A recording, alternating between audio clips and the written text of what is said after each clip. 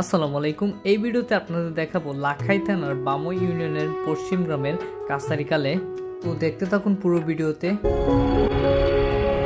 আগেও আমি একদিন কাছারিকালে আসছিলাম, তখন পানি ছিল না। তো আজকে আসি, অনেক পানি হয়েছে। বর্ষার সিজন তো আপনারা তো জানেনই, এখন অনেক পানি হয়েছে, কিন্তু অনেক সুন্দর লাগতেছে আজকে আইসা।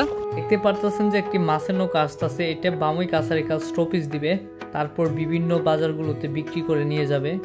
এগুলো হচ্ছে পাতি হাঁস, খুবই সুন্দর লাগে। এই জায়গাটি এমনিতে সুন্দর, তবে বর্ষা এলে আরো সৌন্দর্য বৃদ্ধি পায় এখানে। আজকে অনেক রোদ ছিল, তবে আকাশটা অনেক সুন্দর লাগতেছিল।